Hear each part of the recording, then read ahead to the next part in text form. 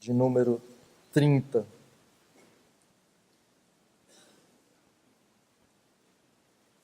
Leremos até o verso 25.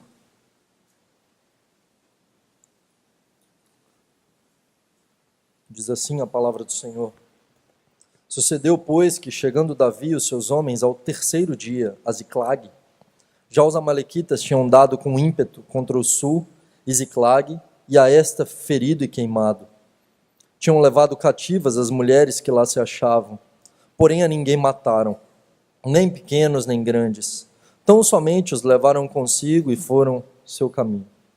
Davi e os seus homens vieram à cidade, e ei-la queimada, e suas mulheres, seus filhos e suas filhas eram levados cativos. Então Davi e o povo que se achava com ele ergueram a voz e choraram até não terem mais forças para chorar. Também as duas mulheres de Davi foram levadas cativas, Ainoã, a Jezreelita, e Abigail, a viúva de Nabal, o carmelita.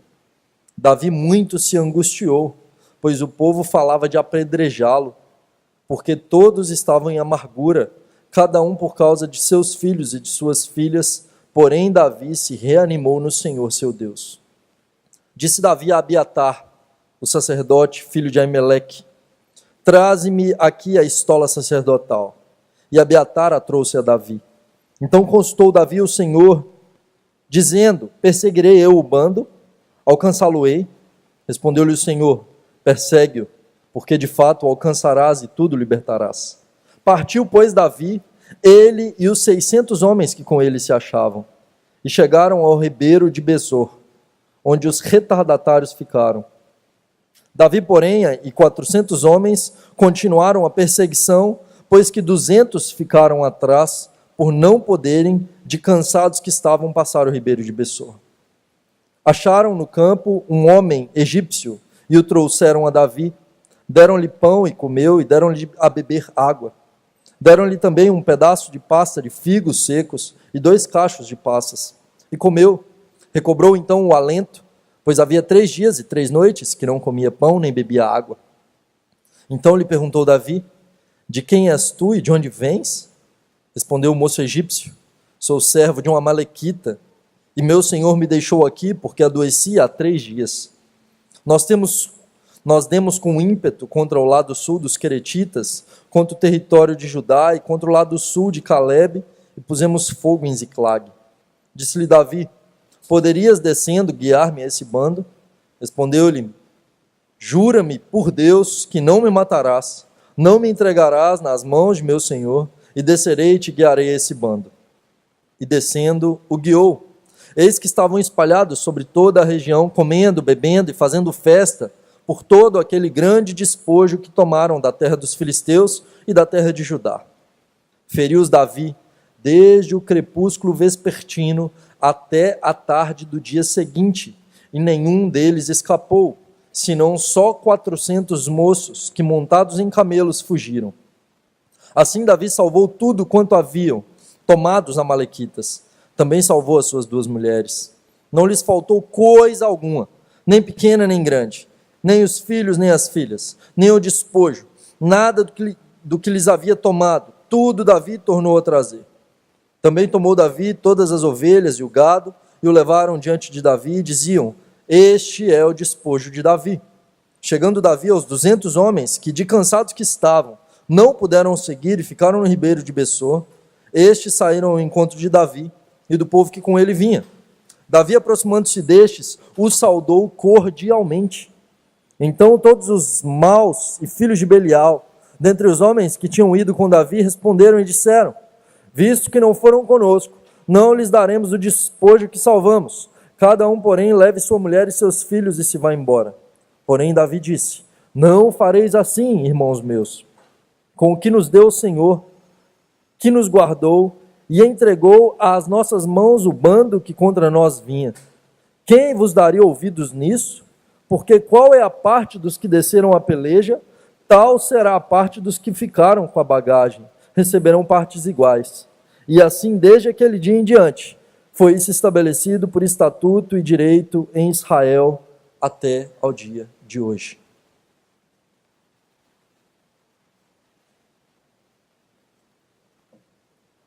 O reverendo Hernandes, ele costuma usar essa palavra, esse tema, né, da providência carrancuda, tomando emprestado de William Cowper, que diz que por trás de cada providência carrancuda esconde-se uma face sorridente. William Cowper era um grande compositor inglês e ele compõe um dos nossos hinos, nosso hinário, o hino de número 106, que diz: há uma fonte carmesim que meu Jesus abriu no dia em que na cruz por mim morreu e me remiu. Eu creio, sim, eu creio. Jesus por mim morreu, foi sobre a cruz com grande amor que Cristo padeceu. Esse texto de 1 Samuel, capítulo 30, mostra para nós, ensina para nós acerca da providência de Deus.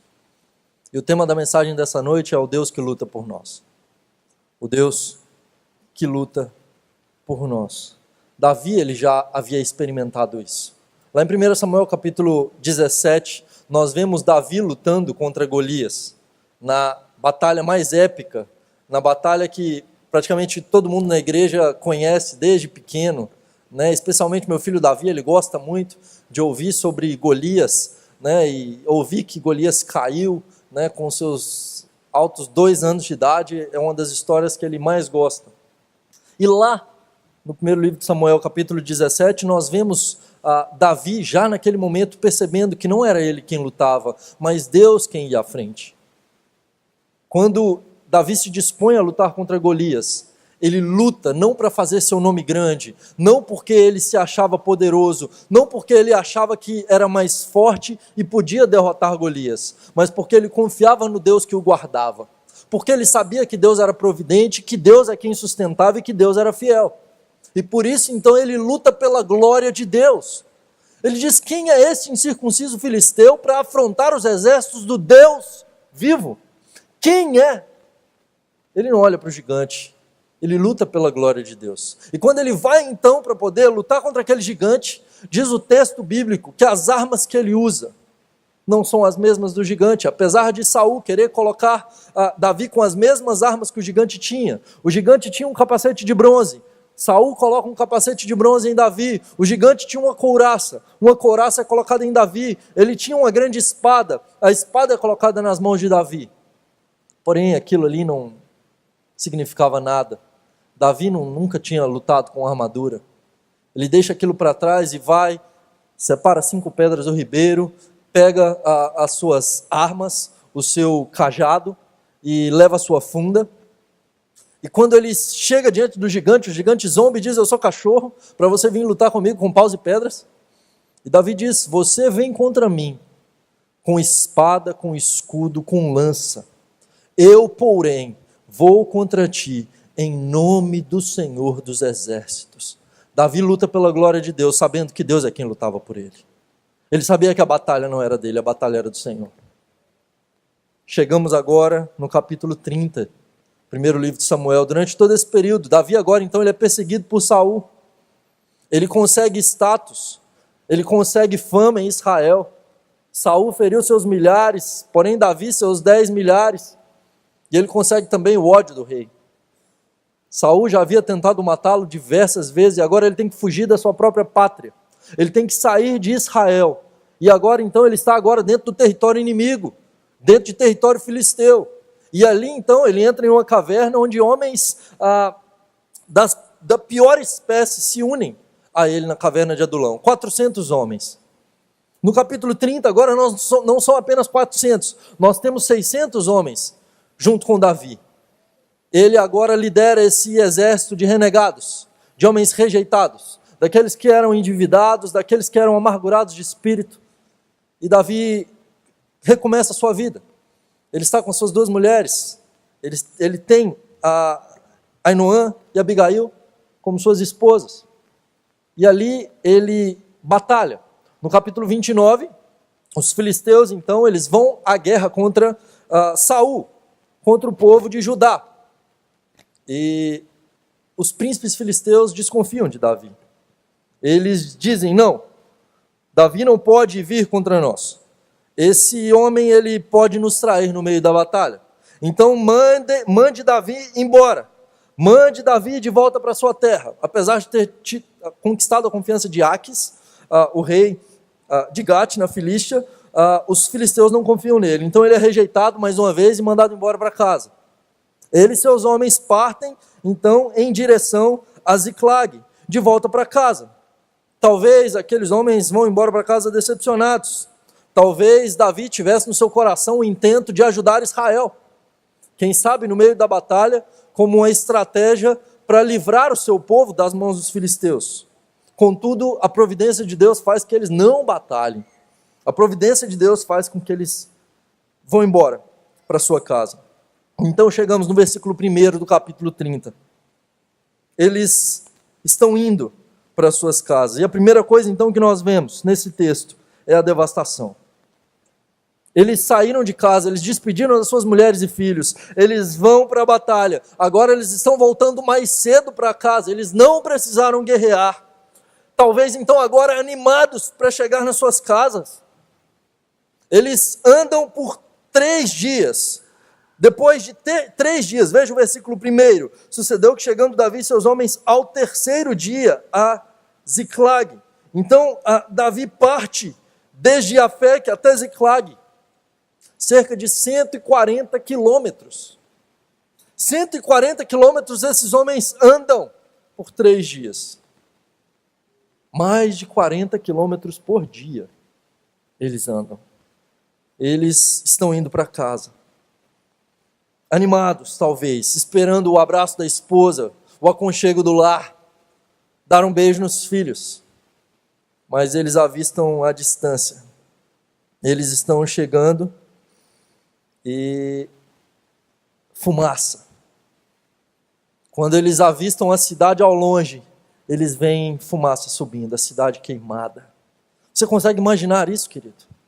Você está voltando para casa, mas a cidade está devastada. Os amalequitas, a quem Saul deixou de exterminar lá no capítulo 15, agora eles se aproveitam da situação e eles levam as famílias e os bens destes homens.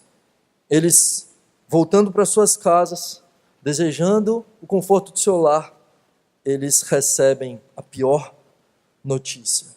Um quadro estarrecedor, queridos. A cidade queimada e ninguém lá. Todos da cidade sumiram. As mulheres e as crianças, todos levados cativos pelos amalequitas, inimigos de Israel.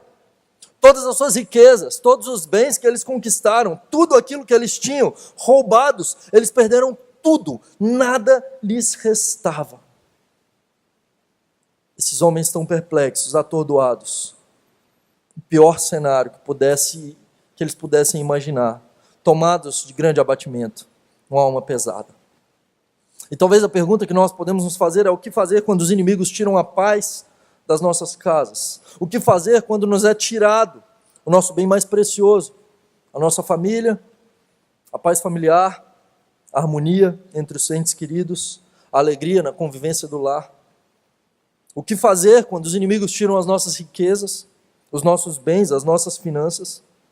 Quando tomam posse dos nossos filhos, das mulheres, os mantêm cativos? Seja qual for o tipo de cativeiro, talvez nossos dias hoje, o cativeiro das drogas, de uma vida leviana, da prostituição, a rebelião, a desobediência, ou mesmo da doença, da depressão. Agora esses homens, eles estão profundamente angustiados, devastados. Seus animais foram levados. Agora eles temem encontrar os corpos dos seus familiares. Não há ninguém lá. Suas mulheres e seus filhos sequestrados. E agora somente o pensamento: o que esses homens maus podem estar fazendo com as nossas mulheres? O que esses homens maus podem estar fazendo com os nossos filhos? Devastação. Contudo, queridos, nós vemos uma providência carrancuda aqui nesse texto. Porque ainda assim, o texto bíblico diz no verso 2, eles tinham levado cativas as mulheres que lá se achavam, porém a ninguém mataram. Aonde está a providência de Deus? Eles não lutam a batalha, eles voltam para casa. Deus não permite que esses homens lutem aquela guerra, porque existe uma outra guerra para eles batalharem. Muitas vezes nós temos planos frustrados. Nós temos os nossos projetos e queremos que Deus abençoe aquilo que nós estamos nas nossas mãos. Mas muitas vezes Deus frustra alguns dos nossos planos pela sua providência. Deus tinha uma outra batalha para esses homens. Vocês vão voltar porque vocês terão que resgatar suas famílias. Há uma batalha mais importante a ser travada. Às vezes ficamos frustrados, perplexos. Esses homens voltam para casa e veem aquela cena estarrecedora, devastadora. Eles estão angustiados. Eles veem só a foto do momento, mas eles não percebem que o Deus providente está cuidando de cada detalhe. E Deus preservou cada uma daquelas pessoas. Ninguém morreu. Ninguém foi morto. Eu me lembro da história de um homem que estava em um barquinho, e ele navegando, vem uma chuva, e ele vem a naufragar e parar numa ilha deserta. E naquela ilha, então, ele dá graças a Deus por ter a sua vida salva, por ter conseguido permanecer vivo. E ali, então, ele viu muito daqueles episódios lá da Discovery Channel, de sobrevivência. E aí, então, ele, perto de um lugar de água potável, ele constrói um pequeno abrigo para protegê-lo da chuva, para protegê-lo de animais durante a noite. E aí ele consegue, então, fazer uma pequena fogueira. E aí, certo dia que ele sai para caçar, para procurar comida, ele volta, as brasas daquela fogueira haviam queimado a sua casa. E agora, devastado, desesperado, ele diz: Senhor, por quê? A única coisa que eu tinha aqui nesse lugar agora, eu vou demorar dias para conseguir reconstruir um abrigo. Então aquele homem cai e começa a chorar, e dentro de algum tempo chega uma embarcação, e os homens tocam no seu ombro e dizem: nós viemos buscá-lo. Ele diz: mas como vocês me viram?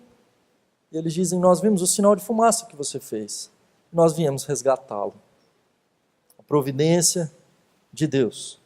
Deus é o Deus que cuida de nós, queridos. E a pergunta, talvez, a primeira pergunta que devemos fazer para nós é essa: confiamos em Deus, na providência do Senhor, quando tudo vai mal, quando estamos no meio da tempestade, quando não conseguimos enxergar uma luz no fim do túnel? Confiamos no Senhor, porque fé no Senhor não é ter a expectativa que Ele vai fazer aquilo que nós queremos, mas confiar na sua vontade, que é boa, agradável e perfeita, independentemente das circunstâncias. Certo de que Ele cuida de mim, que todas as coisas cooperam para o meu bem, e a sua vontade é boa, agradável e perfeita. O texto continua, e no verso 3, então, nós vemos esses homens sofrendo, e esse texto, então, nos ensina, depois da devastação, aprendendo a sofrer. Veja, Davi e seus homens vieram à cidade, e ela queimada, suas mulheres, seus filhos, suas filhas levados cativos. Então Davi e o povo que se achava com ele, ergueram a voz e choraram até não terem mais forças para chorar. Até não terem mais forças para chorar. Alguns tiveram tanto de luto, eles choraram tanto, eles sofreram tanto, eles se angustiaram tanto, eles chegaram a um estado emocional tão difícil, que eles sequer conseguiram continuar a jornada lá na frente para resgatar os seus parentes. Diante do sofrimento, queridos, a vida não para. Os que confiam no Senhor renovam as suas forças nele. A vida é difícil, é dura, mas a luta continua. Nós não somos chamados a parar enquanto há algo para ser feito. Há espaço para o luto, há espaço para chorar, mas sem excessos, sem os excessos de querer matar o líder. Esses homens, eles choram, e agora então eles querem apedrejar Davi, porque eles colocam a culpa nele. Eles lançam a culpa no líder. E muitas vezes nós fazemos isso também. Nós queremos culpar outros, nós ficamos estagnados, nós muitas vezes nos fazemos apenas de vítimas, e isso nos impede de agir, de voltarmos para o Senhor. O texto bíblico diz que todos estavam em amargura. Eles estavam amargos. Muitas vezes o sofrimento da vida traz amargura ao nosso coração, faz de nós amargos. E o pior, eles tornam a vida de Davi ainda mais difícil. Ele já havia perdido seus parentes, ele é o líder, ele tem o peso maior sobre os seus ombros. As suas 2 esposas foram sequestradas, e agora, diz o texto bíblico, que ele se angustiou ainda mais, no verso 6, pois o povo falava de apedrejá-lo. O mesmo verbo usado para quando Jacó se perturba, quando ele vai ao encontro de Esaú, ele está perturbado, ele está angustiado por conta desse encontro com Esaú, pensando que Esaú poderia matá-lo. É o mesmo verbo usado para Davi aqui. Ele muito se angustiou, estar em aflição, em dificuldades. Parece que Davi vem vindo em um abismo chamando o outro, sabe? Desde a queda de Golias, a partir dali, da grande vitória, de algumas vitórias militares que ele tem em Israel, dali em diante, perseguição do rei, inimigo público número 1 de Israel, e agora, tudo que ele tinha, ele perdeu, e o exército que está do seu lado quer matá-lo, seus próprios homens, aqueles que estão junto com ele, querem matá-lo. Davi sofre, Davi se angustia.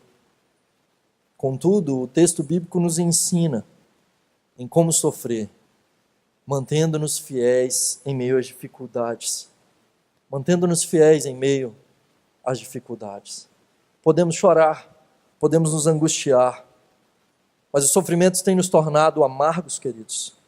Têm nos paralisado, têm nos feito querer culpar outros, agredir outros, afligir outros. Veja o que diz o verso 6, a última parte dele. Porém, Davi se reanimou no Senhor, seu Deus. Que coisa belíssima. Davi se reanimou no Senhor, Yahvé, seu Deus. As 2 mulheres foram levadas, o seu próprio exército agora fala em apedrejá-lo. Porém, Davi se reanimou no Senhor, seu Deus. No pior momento da sua vida, ele se reanimou no Senhor. Ele não tinha nada que ele pudesse chamar de seu. Ele não tinha mais bens. A sua família estava sequestrada. Os seus próprios homens não estavam com ele. Mas ele tinha alguém que ele podia dizer que era seu. Seu Deus. E por isso ele pode escrever o salmo dizendo: Senhor é meu pastor e nada me falta. Porque ele me basta. Por isso, como a Larissa citou o Salmo 63, quando Davi diz: a tua graça é melhor do que a vida. Porque estando no deserto de Judá, não tendo mais nada, ele sabe que ele não precisa de mais nada. Ele tem o seu Deus. E ele se reanimou. Hazak. Palavra hebraica, o verbo.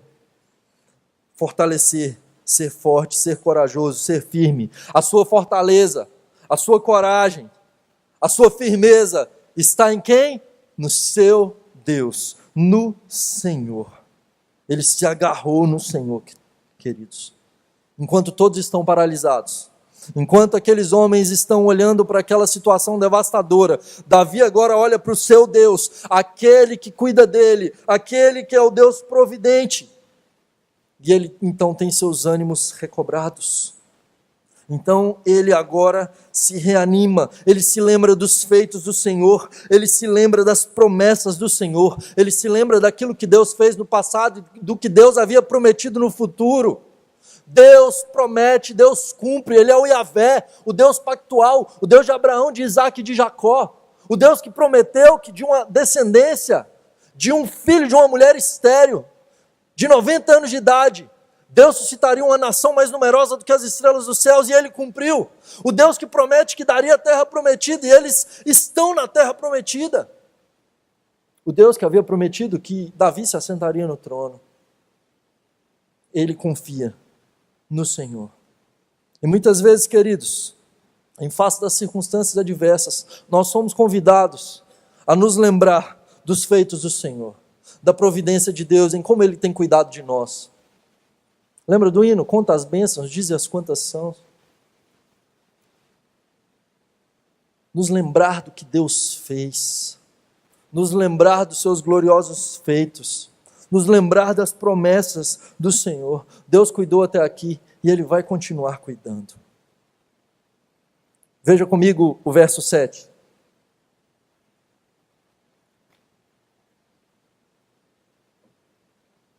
Disse Davi a Abiatar, sacerdote, filho de Aimeleque: traze-me aqui a estola sacerdotal.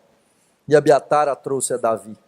Então consultou o Davi ao Senhor, dizendo: perseguirei eu o bando? Alcançá-lo-ei? Respondeu-lhe o Senhor: persegue-o, porque de fato alcançarás tudo e tudo libertarás. Veja, queridos, Davi está no escuro. Eles não sabem quem havia sequestrado. Nós sabemos que são os amalequitas aqui nesse texto, mas eles ainda não. Eles não sabiam se iriam para leste, para oeste, para norte, para sul. E a primeira coisa que Davi faz é consultar o Senhor. Mas algo interessante nesse texto é que é a primeira vez que Davi consulta ao Senhor desde que ele sai de Israel. E talvez durante esse período, quando ele entra lá na caverna de Adulão, junto com homens amargurados, talvez ele estivesse amargurado também. E talvez Davi, durante esse período, passou por um período de trevas. Mas agora, parece que ele chegou no fundo do poço, ele se reanimou no Senhor. E agora ele busca a Deus. Ele pede que o Senhor o dirija. Ele se volta para o Senhor. Ele pede então que Abiatar, filho de Aimeleque, a quem Saul havia mandado matar todos aqueles sacerdotes, porque haviam ajudado Davi anteriormente. Então Abiatar é o único que sobrevive, foge, e agora então está com Davi. E Davi então consulta ao Senhor. E o Senhor responde a Davi, ele é ungido do Senhor. Veremos Saul tentando perguntar a Deus, consultar a Deus, mas Deus não responde. Deus responde a Davi. E Davi, pela providência de Deus, tem um sacerdote a quem consultar. Para nós hoje, nós temos um sacerdote muito melhor do que Abiatar a quem recorrer. Nós temos um sumo sacerdote, alguém que sabe da nossa dor, alguém que conhece a nossa história e alguém que intercede por nós junto ao Pai, o Senhor Jesus Cristo. E nós podemos recorrer a Ele em todo e qualquer momento, em toda e qualquer circunstância. Não há mais mediadores. Nós podemos nos achegar diante dele. E o texto então continua dizendo, e Deus responde, vocês vão alcançar e vamos libertá-los. Eles ainda não haviam conseguido, mas Davi confia no Senhor. Ele sabe que Deus é quem luta por eles. O Senhor é quem luta pelo seu povo. Deus é quem luta por nós. Veja o que diz o verso 9. Partiu, pois, Davi, ele e os 600 homens que com ele se achavam. Chegaram ao ribeiro de Bessor, onde os retardatários ficaram.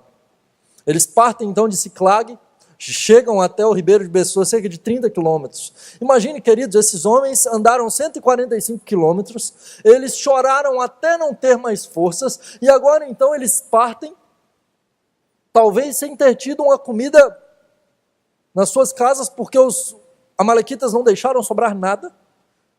E quando eles chegam à beira daquele ribeiro, com seu coração entristecido, 200 deles sequer conseguem atravessar aquele ribeiro. O texto bíblico diz que eles estão exaustos, 1/3 dos homens. O exército já não é tão grande, são 600. E o texto bíblico diz que 1/3 deles fica para trás. Talvez um momento para aqueles homens pensarem, agora complicou.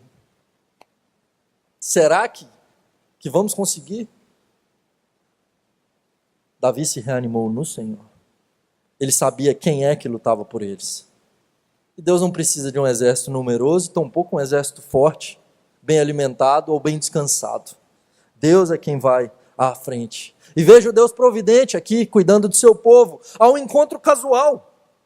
Eles deixam os homens ali, e aí eles acham no campo, diz o texto, um homem egípcio e trazem ele para Davi.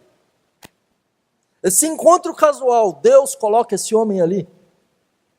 E ele é quem guia Davi até os amalequitas. Eles deixam para trás um egípcio para morrer. E o texto bíblico diz que Davi recupera esse homem, alimenta esse homem, cuida dele, aquele que os amalequitas deixaram para morrer no caminho. Davi, ungido do Senhor, ele cuida, ele o trata com bondade. E aquele homem então é quem guia Davi e seus homens até os amalequitas. Veja comigo o verso 16. Descendo os guiou, eis que estavam espalhados sobre toda a região, comendo, bebendo e fazendo festa por todo aquele grande despojo que tomaram da terra dos filisteus e da terra de Judá. Veja a diferença. Nós temos homens festejando, homens que estão naquele momento se alegrando e homens que estão com seu coração angustiado. A foto do momento é essa. E muitas vezes é assim que podemos ver algumas fotos hoje. Ou que os salmistas muitas vezes veem a foto. Por que que o ímpio prospera? Por que que os maus estão festejando enquanto nós estamos angustiados? Por que, Senhor? Por que eu estou sofrendo e por que que os maus prosperam? Nós vemos a foto do momento. Mas o Deus providente, Ele está cuidando de toda a história. Ele é quem está no controle. E diz o texto bíblico, então, que feriu-os Davi, verso 17, desde o crepúsculo vespertino até a tarde do dia seguinte. Olha mais um milagre. Esses homens não teriam forças para lutar durante um dia inteiro. A batalha se estendeu desde o crepúsculo da tarde até a tarde do dia seguinte. Horas e mais horas, com a espada na mão. Horas e mais horas, lutando. Eu não sei se você já fez alguma luta, queridos. Lá em São Paulo tinha um projeto de jiu-jitsu para as crianças. E aí pouquíssimas vezes, eu fui lá para poder participar do treino. E aí eu fazia 5 minutos. Os meninos eram muito menores do que eu, sabe? Eu quase morria. 5 minutos. Rolando ali. Esses homens ficam dezenas de horas lutando. Depois de toda essa jornada, Deus os sustenta. Deus é quem sustenta esses homens. E diz o texto bíblico que todos foram feridos e nenhum deles escapou, senão, olha a ironia do texto, só 400 moços. Quantos que estão no Davi?